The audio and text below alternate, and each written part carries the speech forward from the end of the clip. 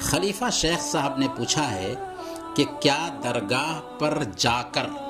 فاتحہ پڑھ سکتے ہیں؟ اسلام میں قبروں کی زیارت مسنون ہے، درگاہ کی نہیں۔ قبروں کی زیارت سے بھی شروع میں منع کر دیا گیا تھا، کیونکہ اندیشہ تھا کہ ایسا نہ ہو کہ نئے نئے اسلام میں داخل ہونے والے لوگ مردوں کو ہی مشکل کشا اور حاجت روا سمجھنے لگیں۔ اسی لیے اللہ کے نبی صلی اللہ علیہ وسلم نے صحیح مسلم کی روایت کے مطابق بیان فرمایا، کنت نہیتکم عن زیارت القبور، کنت نہیتکم عن زیارت القبور فزوروها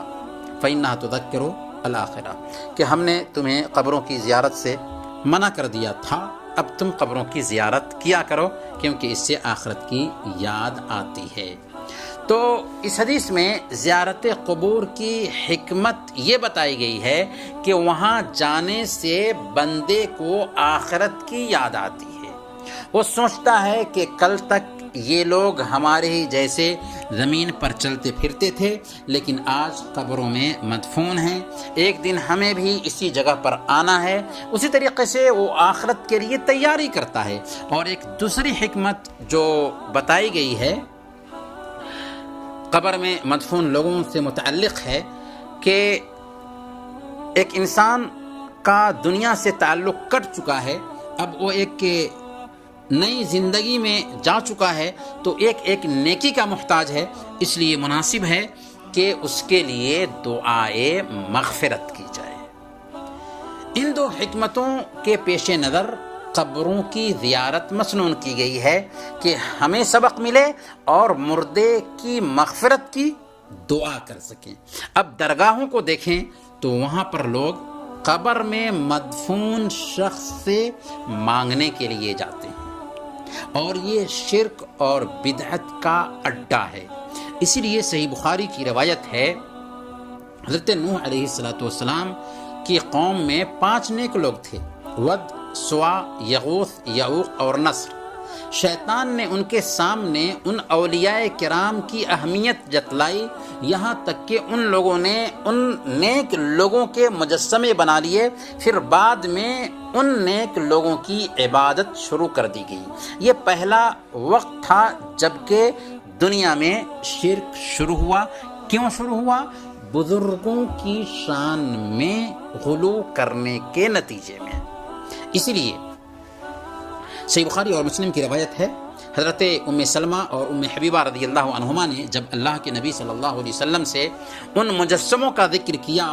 جو انہوں نے حبشہ میں دیکھا تھا، تو اللہ کے نبی صلی اللہ علیہ وسلم نے فرمایا، اولئک قوم اذا مات فیہم الرجل الصالح بنوا علی قبرہ مسجدا وصوروا فیہ تلک الصور اولئک شرار الخلق عند اللہ، کہ ان کے بیچ نیک لوگ یا نیک آدمی مر جاتا تھا تو ان کی قبروں کو عبادت گاہ بنا لیتے تھے اور ان کی تصویریں بنا دیتے تھے۔ وہ لوگ اللہ کی نظر میں بدترین لوگ تھے۔ اللہ کے نبی صلی اللہ علیہ وسلم کو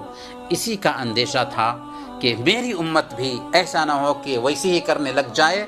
اسی لیے اللہ کے نبی صلی اللہ علیہ وسلم نے سختی کے ساتھ ایسا کرنے سے منع کیا، یہاں تک کہ اللہ کے نبی صلی اللہ علیہ وسلم نے قبروں کو چراغاں کرنے سے منع کیا۔ مسند احمد کی روایت ہے، اللہ کے نبی صلی اللہ علیہ وسلم نے بیان فرمایا، یعنی ابن عباس رضی اللہ تعالیٰ عنہ بیان فرماتے ہیں کہ لعن زائرات القبور والمتخذین علیہ المساجد والسرج، کہ اللہ کے رسول صلی اللہ علیہ وسلم نے قبروں کی زیارت کرنے والی عورتوں اور ان پر مسجدیں بنانے والیوں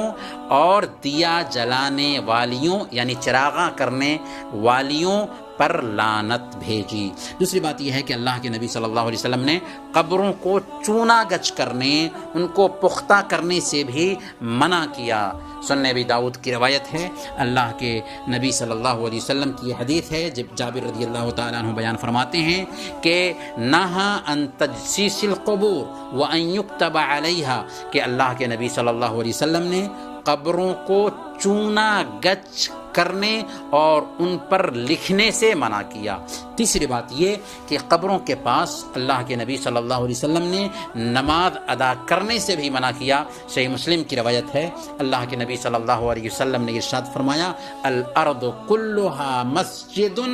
الا المقبرہ والحمام، کہ سوائے قبرستان اور حمام کے ساری زمین نماز ادا کرنے کی جگہ ہے، گویا کہ قبرستان نماز ادا کرنے کی جگہ نہیں ہے۔ اور سب سے اہم بات یہ کہ اللہ کے نبی صلی اللہ علیہ وسلم نے قبروں کو عبادت گاہ بنانے سے منع کیا کہ وہاں پر سجدے کیے جائیں، قربانی کی جائے، نذر و نیاز دیا جائے۔ صحیح مسلم کی روایت ہے، اللہ کے نبی صلی اللہ علیہ وسلم نے ارشاد فرمایا، الا وان من کان قبلکم کانوا یتخذون قبور انبیائہم مساجد الا فلا تتخذوا القبور مساجد فانی انہاکم عن ذلک، تم سے پہلے کے جو لوگ تھے وہ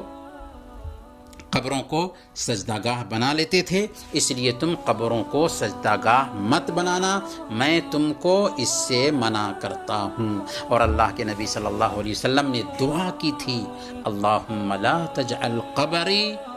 وثنا، اے اللہ میری قبر کو عبادت گاہ مت بنانا۔ یہی وہ اندیشہ تھا جس کی وجہ سے آپ کو مائی عائشہ صدیقہ رضی اللہ تعالی عنہا کے گھر میں دفن کیا گیا، ورنہ آپ کو جنت البقیع میں دفن کیا جاتا صحابہ کرام کے ساتھ۔ خود عائشہ صدیقہ رضی اللہ تعالی عنہ بیان فرماتی ہیں، صحیح بخاری اور مسلم کی روایت ہے، لولا ذلک لأبرز قبرہ غیر انہ خشی ان یتخذ مسجدا، اگر یہ اندیشہ نہ ہوتا کہ لوگ آپ کی قبر کو سجدہ گاہ بنا لیں گے تو آپ کی قبر کو بھی عام جگہ پر رکھا جاتا، لیکن آپ کی قبر کھلی جگہ پر اس لیے نہیں رکھی گئی کہ آپ کو اندیشہ تھا کہ ایسا نہ ہو کہ میری امت بھی میری قبر کو سجدہ گاہ بنا لے۔ ان ساری تفصیلات سے ہمیں یہ بات سمجھ میں آتی ہے کہ آج جس شکل میں درگاہ ہے وہ پیارے نبی صلی اللہ علیہ وسلم کی تعلیمات کے بالکل خلاف ہے، وہاں پر کھلم کھلا شرک ہو رہا ہے۔ رہا وہاں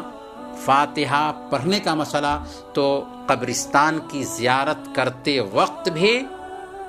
فاتحہ نہیں پڑھنا چاہیے،